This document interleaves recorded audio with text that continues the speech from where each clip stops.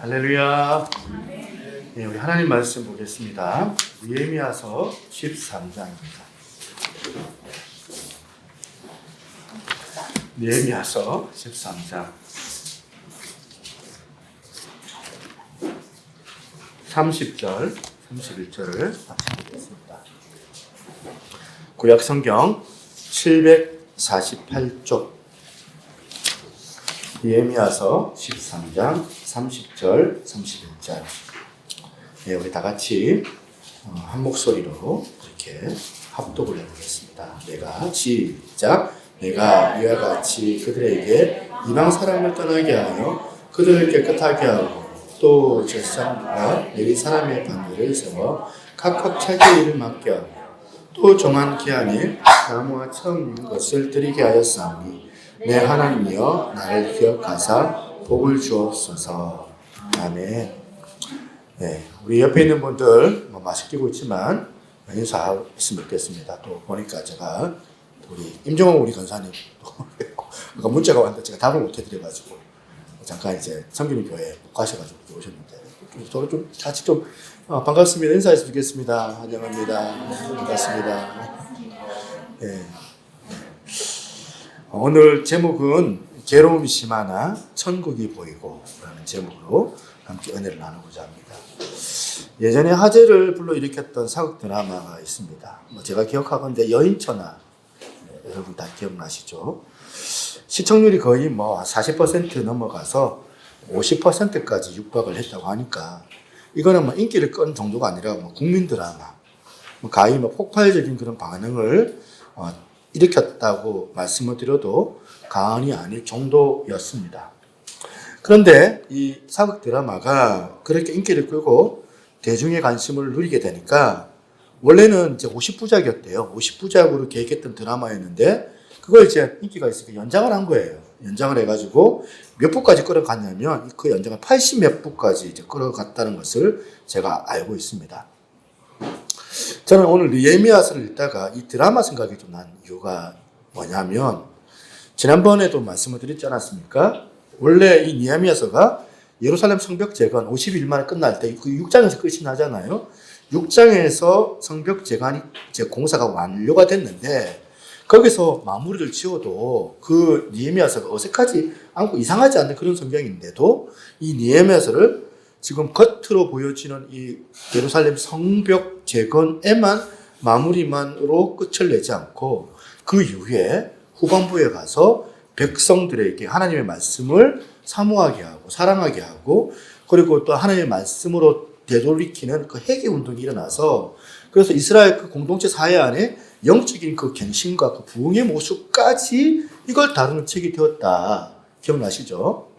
그래서 이 느헤미야서를 1장부터 6장까지를 전반부로 7장부터 오늘 본문 13장까지를 그렇게 후반부로 그렇게 구성을 했다라고 제가 말씀을 드렸는데 자, 이제 외적으로는 이제 성벽 공사가 완공이 되고 또 내적으로도 이제 조금 이제 진행이 돼서 내적으로도 이제 백성들이 영적인 갱신이 일어나고 막 잘못했다고 회개 운동과 부흥이 일어나가지고 이러면 이제 내적으로도 이게 잘 어우러져가지고 이제 12장 지난 우리 12장에 보면 봉헌식을 하잖아요. 봉헌식이 뭐예요? 축제였잖아요. 하나님 앞에서 너무나도 기쁘고 감격적인 이런 성전 봉헌식 축제로 연결되는 이런 흐름으로 본다면 12장에서 끝이 나야 돼요.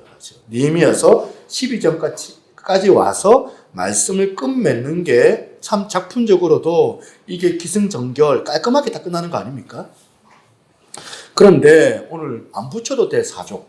이 13장을 지금 꼬리표 같이 붙여놓은 거예요. 13장을. 하나님 앞에서 깔끔하게 이제 봉헌식으로 딱 끝내가지고 기쁨으로 딱 끝난 해피엔딩. 이렇게 보면 그걸로 끝나지 않고 그 꼬리표처럼 한 장 더 붙여놓은 겁니다. 참 아쉬워요. 그런 점에서 괜히 꼬리처럼 이렇게 한 장을 더 연장해가지고 가만히 보면 확실한 결론도 못 내리고 흐지부지 막 끝내는 게 이 느헤미야서인 것 같아요. 제가 왜 이 본문을 묵상하다가 맨 앞에 이 사극 지금 드라마는 원래 50부작까지 하기로 했다가 질질 끌어가지고 인기 좋다고 괜히 80부작까지 80몇 부작까지 끌었던 드라마 생각이 왜 떠오르는지 좀 아시겠죠? 니에미야서가 그냥 12장까지만 끝내면 깔끔한데 이게 13장까지 가가지고 그 끝이 왜 흐지부지할까? 근데 여러분 이거는요, 니에미야서가 12장으로 끝나지 않고 13장으로 꼬리표까지 느린 거는 아까 막 그 드라마처럼 인기가 좋아가지고 인기를 끄니까 갑자기 연장하는 그런 어떤 드라마하고는 차원이 다른 내용이라는 사실을 우리가 알 수가 있습니다. 왜? 니에미야서가 해피엔딩으로 12장의 이 봉헌식으로 결론 내리지 않고 사족처럼 한 장 더 연장해가지고 이게 미완성으로 지금 끝이 나는데 여기에 굉장히 중요한 하나님의 의도와 메시지가 담겨 있다는 겁니다. 여러분 어떤 메시지가 여기 담겨 있을까요? 13장에 이 봉헌식이라고 해서 해피엔딩으로 잘 먹고 잘 살았다 이렇게 끝나는 게 아니라 지금 시간이 지나가면 지나갈수록 다시 변질된 옛 모습으로 되돌아가는 그 백성들의 모습으로 끝나는 이 니에미야 속에서 지난 시간에 말씀드렸잖아요. 인간은 약하다.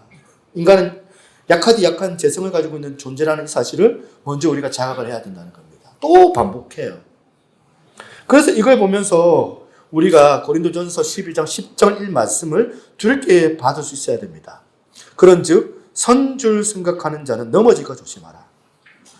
그런즉 선줄로 생각하는 자는 넘어질 줄로 조심하라. 우리 인생이 이 니에미야 12장처럼 깔끔하게 끝나지 않기 때문에 그런 거예요. 13장에 와가지고 아주 구질구질하게 완성도 못하고 자기 인생이라고 이게 끝내는 게 막 완성도 못해가 미완성으로 끝내는 게 우리 인생이기 때문에 이 니에미야서야말로 연약한 우리 인생들을 그대로 잘 반영해 놓은 성경이 아닐까 저는 생각을 해봅니다. 그뿐만이 아닙니다. 더 중요한 메시지가 또 여기 담겨져 있어요. 13장에서 지금 지도자 니에미야의 모습 속에 제가 발견하는 게 어떤 모습을 발견하느냐. 오늘 살펴본 니에미야서 두 구절 속에 너무너무 중요한 이런 메시지가 담겨져 있더라는 겁니다. 30절, 31절. 본문 제가 다시 한번 읽어드리겠습니다. 내가 이와 같이 그들에게 이방 사람을 떠나게 하여 그들을 깨끗하게 하고 또 제사장과 레위 사람의 반열을 세워 각각 자기 일을 맡게 하고 또 정한 기한의 나무와 처음 익은 것을 드리게 하여 싸우니 내 하나님이여 나를 기억하사 복을 주옵소서. 이거는 별로 중요해 보이지 않는 평이해 보이는 마무리되는 두 구절 같아 보이는데 오늘 제가 이 니에미야서를 총정리하는 차원에서 오늘 이 본문을 통하여서 니에미야에게 배워야 될 두 가지를 나누고 싶어요. 첫 번째가 뭐냐면 지난 주일에 제가 강조했지만 비록 미완성으로 살다 갈 수밖에 없는 게 우리 인생이지만 그럼에도 불구하고 우리는 니에미야처럼 맨 마지막 순간까지 최선을 다하는 모습을 보여야 된다는 거예요. 뭐라고요? 최선을 다하는 모습. 방금 읽은 13장 30절을 제가 세 번역으로 좀 알기 쉽게 한번 제가 가져왔습니다. 한번 들어보십시오. 나는 제사장들과 내 사람들에게 묻은 이방 사람들이 부정을 모두 쉽게 한 뒤에 임무를 맡겨 저마다 맡은 일을 하게 하였다. 이 한마디 속에서 지금 니에미야가 얼마나 최선을 다했는지 13장에 도로 지금 백성들이 돌아왔잖아요. 타락하는 모습으로. 타락과 또 변질된 제자리 모습으로 돌아오는 모습을 보면서 다시 니에미야가 몸부림치면서 재개혁을 하려고 하는 13장의 모습을 그대로 반영한 그런 표현 아닙니까? 다시 가가지고 성전을 정결하게 하려고 하고 몸부림을 치고 11조 제도와 그리고 안식일 제도를 다시 정립시키려고 애를 쓰고 더불어서 백성들의 타락을 부추기는 이방인들과의 그 통혼을 금지시키는 등 마지막까지 최선을 다하는 모습이 이 니에미야의 모습이더라는 거예요. 그런 모습을 요약처럼 담아놓은 게 오늘 본문 13장 30절이라고 저는 생각을 합니다. 이런 니에미야의 모습을 보면서 고린도전서입니다. 고린도전서 4장 1절 2절의 말씀이 떠오릅니다. 같이 한번 읽어볼까요?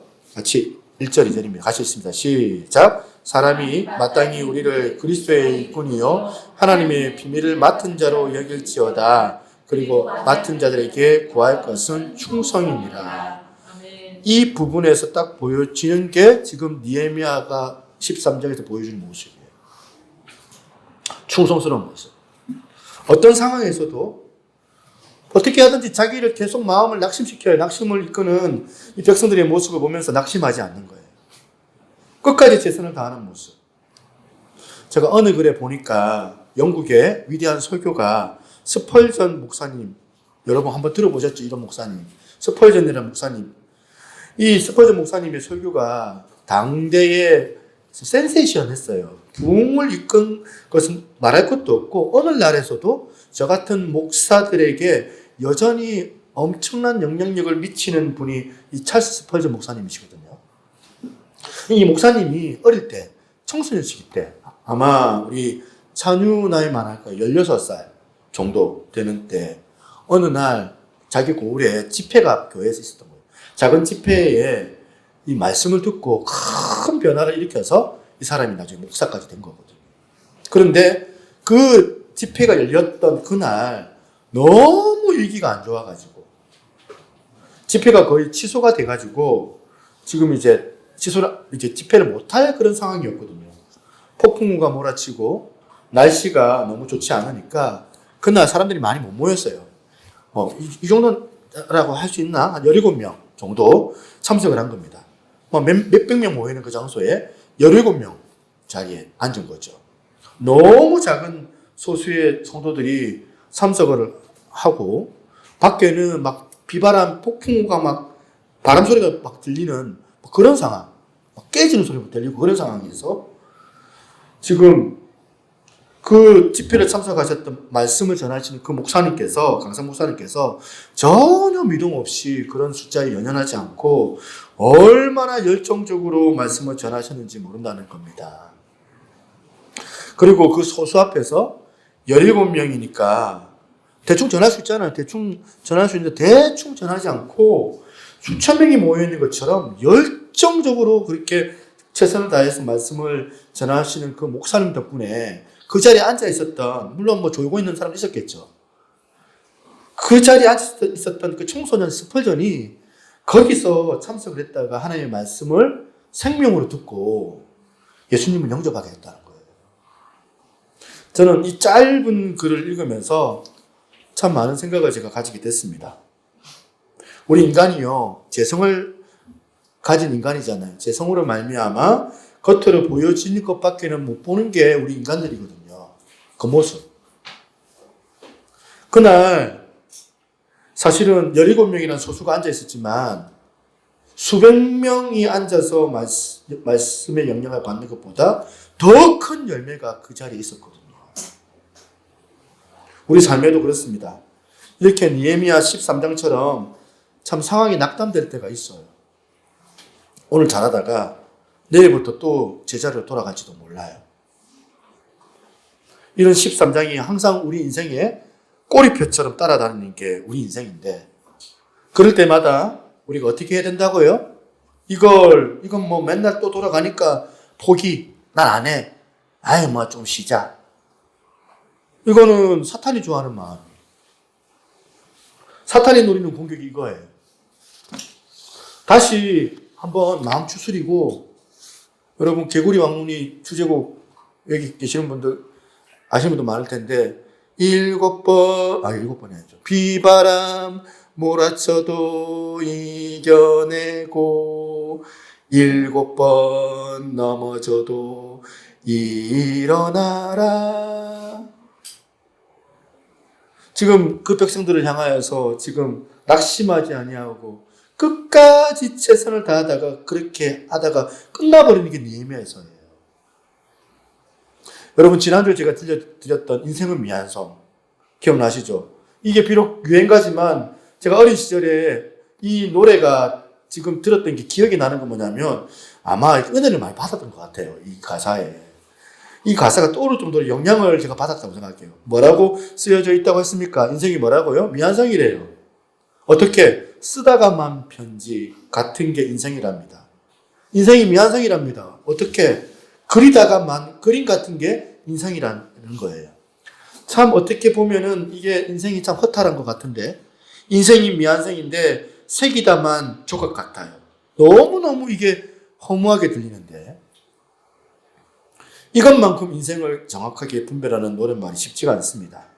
우리 인생이 은행 가가지고 번호표 받아놓고 자기 차례 기다리는 것처럼 그런 게 인생, 그런 순서를 가지고 있는 게 그런 게 인생이 아니라는 거예요. 우리 인생의 번호표가 뒤죽박죽이거든요. 언제 어떻게 끝날지 모르는 게 인생이에요.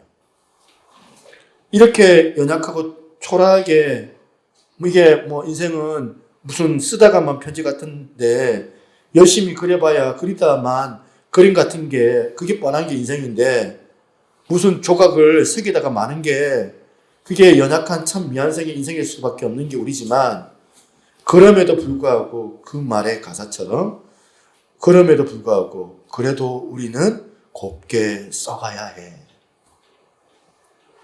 쓸 수 있을 때까지만 써가야 해. 그 다음 가사가 이거 아닙니까?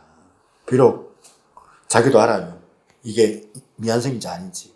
미완성으로 끝나는 거, 이거 작품으로 남을 수 없다는 거, 그래도 그거 알지만, 그래도 우리는 아름답게 그려야 해. 그릴 수 있을 때까지. 그리다가 미완성으로 끝나더라도 후회 없이 끝나야 되겠다. 이게 오늘 본문에 느헤미야에서 배우는 너무나도 중요한 모습이라는 겁니다. 오늘 9시 반 주일학교 예배 드리면서 참 기쁨이 하나 있었어요. 이제 코로나 때문에 거의 뭐 1년이 다 가가면서 얼굴을 못 보는 성도들 있잖아요. 또 안 만나줘요, 잘. 성도들이 만나자고 해도 미안하니까 얼굴 잘 안 만나주거든. 전화도 잘 안 받아줘요. 이게 참 저한테는 마음에 또 이렇게 씁쓸함이 있거든요.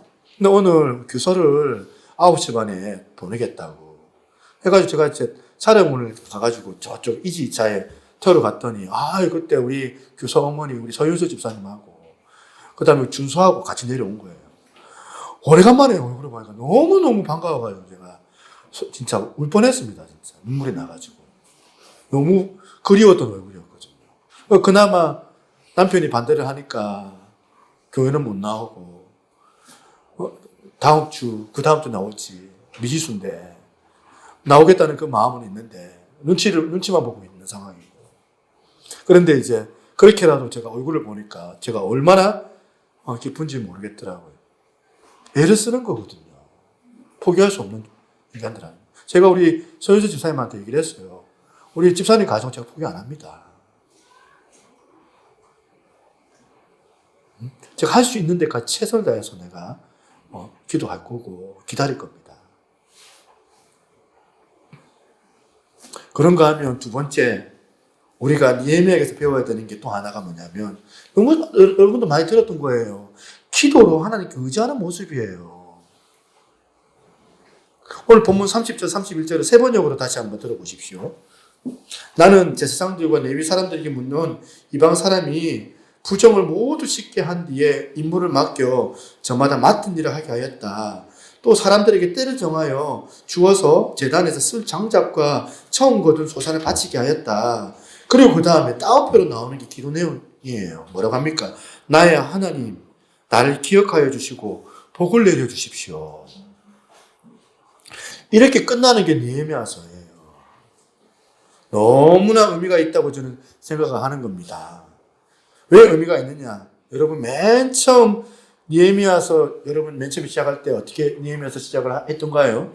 느헤미야서가 이 아닥사스다 왕의 그 보면 측근으로 경호를 맡은 술 맡은 간원장으로서 수상궁이라는 그 페르시아의 그 궁전에서 불을 누리고 정말 떵떵거리면서 살아갈 수 있는 그런 시점에서 안타까운 자기 고향이 예루살렘에 무너져 버린 그 성벽 소식을 들은 거예요.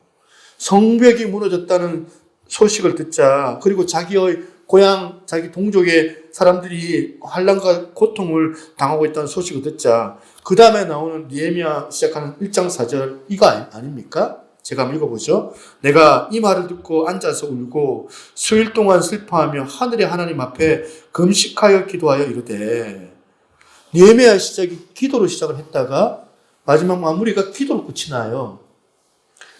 이걸 놓치면 안 됩니다. 제가 아까 첫 번째 이 느헤미야가 어떤 상황에서든지 마지막까지 최선을 다하는 모습을 보였다 이렇게 하고 끝나면은 이건 제가 설교하는 게 아니거든요. 이거 설교가 아니에요.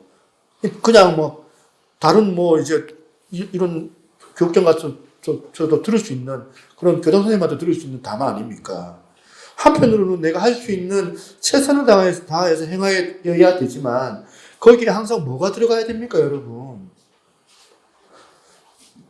이 느헤미야서가 결코 한 인간의 어떤 성실함, 느헤미야라고 하는 한 인간의 어떤 능력을 가시하는 거, 일을 잘 이루어낸 영웅적인 모습을 이걸 그려내는 게 아니고 느헤미야가 끝까지 자기에게 맡겨진 일을 충성을 다하는 느헤미야 모습 속에 어떤 순간에서도 하나님을 의지하는 이 태도를 잃어버리지 않는 이런 기도라는 도구를 통하여서 자기의 그 일들을 구현해내고 보여주는 이 느헤미야의 신령한 모습, 영적인 모습을 그리고 있는 게 이 느헤미야서라고 하는 겁니다.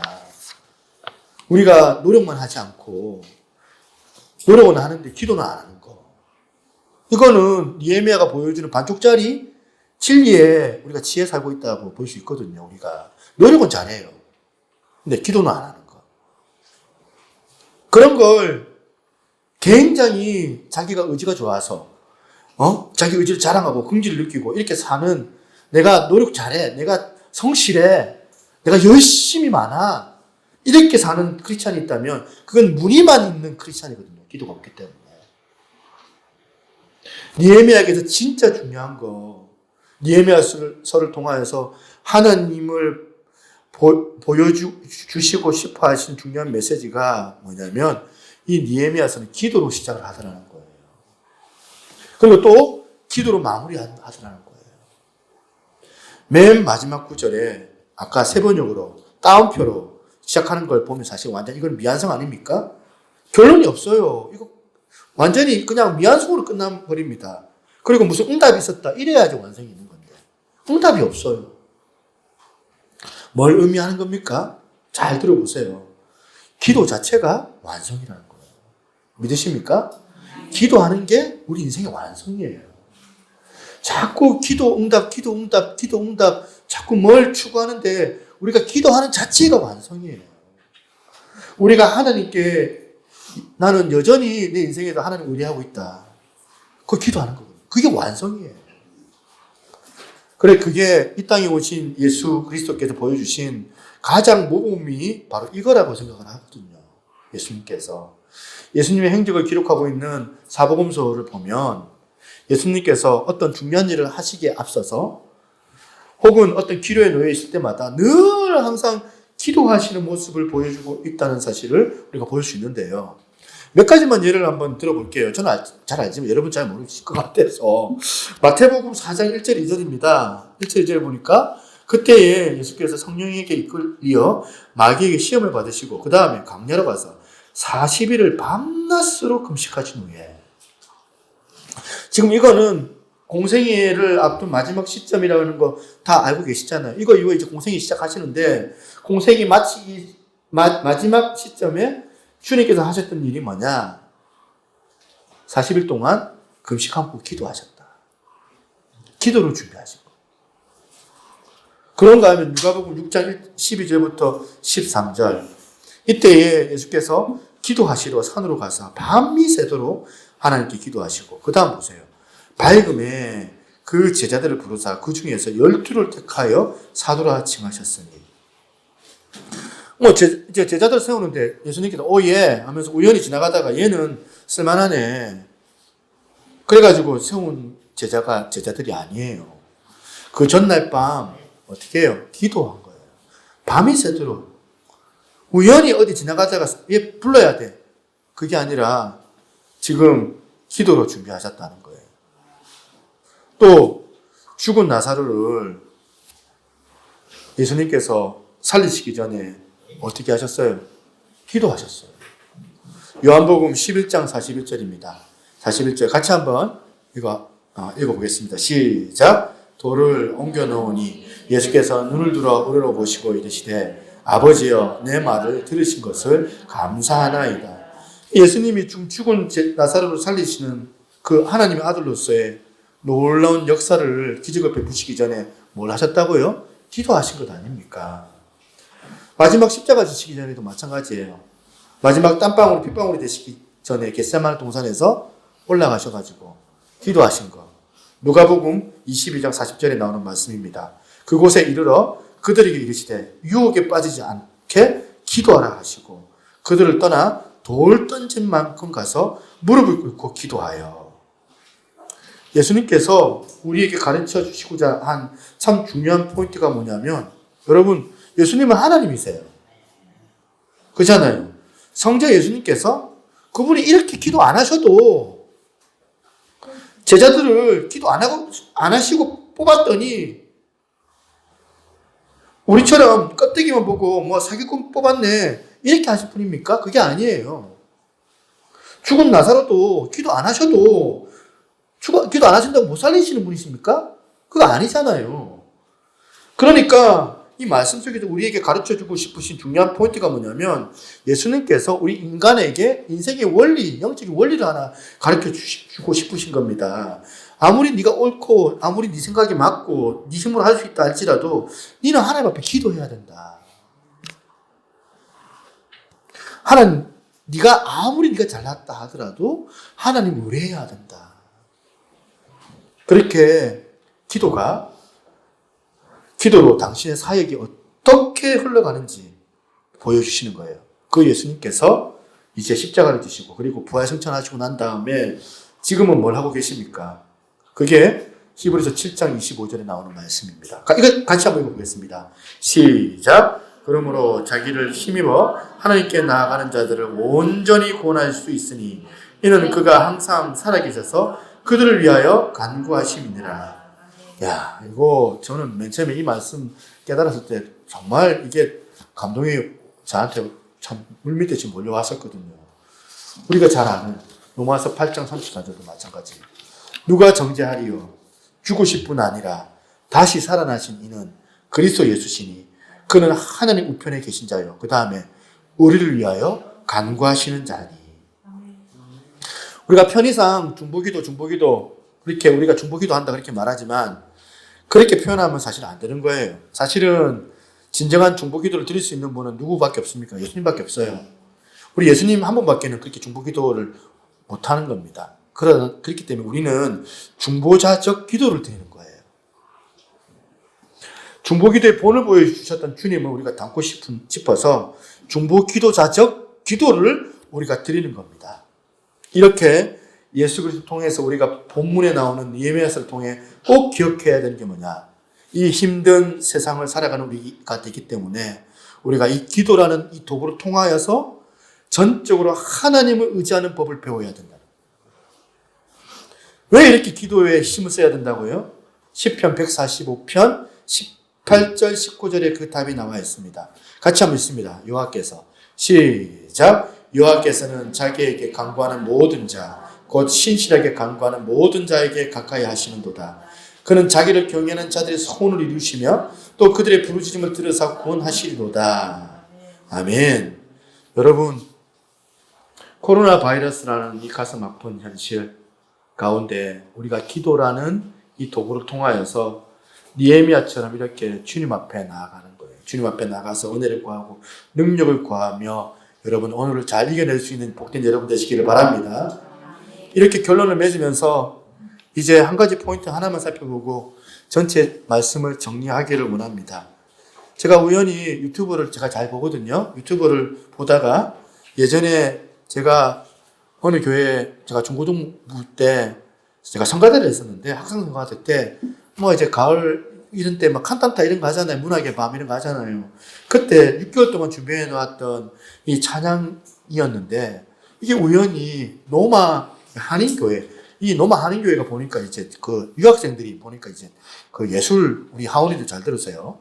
이런 성악하는 친구들, 막 이런, 이렇게 막 예술하는 친구들이 그 노마에 유학을 가가지고 거기에 이제 보니까 거기서 이제 신앙생활을 하는 거예요. 근데 이제 그 성가대들이 거의 90%가 다 그런 유학생들 출신이니까 얼마나 막 노래를 잘하겠습니까?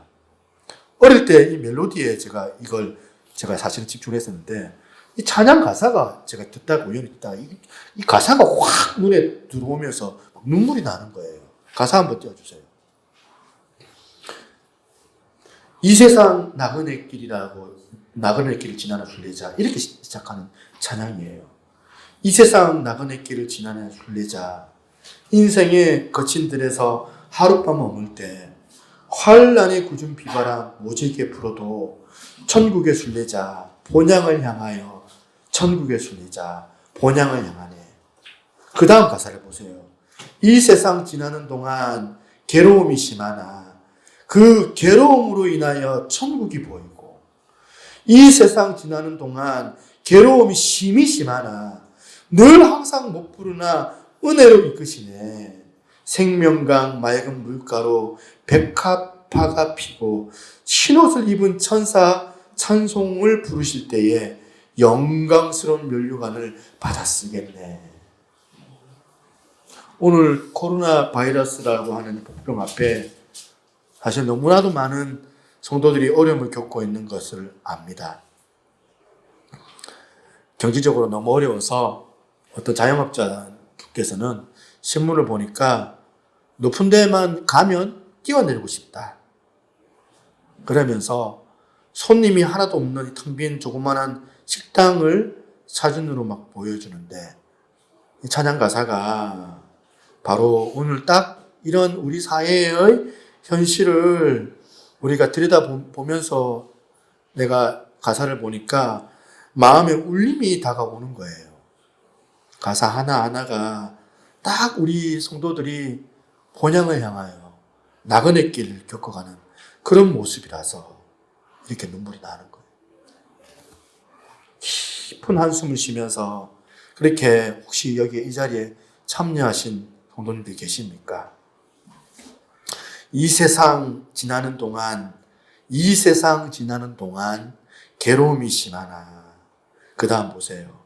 그 괴로움 인하여 천국이 보이고, 이 세상 지나는 동안 괴로움이 심히 심하나 늘 항상 못 부르나 은혜로 이끄네. 지금 우리가 겪고 있는 이런 가슴 아픈 이 현실이 오히려 잠깐 있다가 머물고 가겠지만 오히려 이 세상 즐거움들을 집착하지 않게 만드는 그런 놀라운 하나님의 축복의 도구가 되기를 바랍니다. 우리가 찬양 영상을 하나 볼 텐데요. 오늘 찬양 안 부르고 영상, 우리가 성가대가 없잖아요, 우리 교회는. 근데 성가대도 있으면 참 좋겠다 생각도 했었어요. 성가대의 일주옥 같은 찬양 가사 가운데 은혜를 받더라고요. 한번 이 찬양 가사를 통하여서 오늘 같이 한번 기도했으면 좋겠는데, 오늘 이 세상 지나는 동안 괴로움이 심하나 그 괴로움으로 인하여 천국이 보이고, 수많은 나그네 인생길 걸어가는 분들에게 오늘 하나님의 특별한 은혜가 여러분의 그 마음을 어루만져 주기를 바랍니다.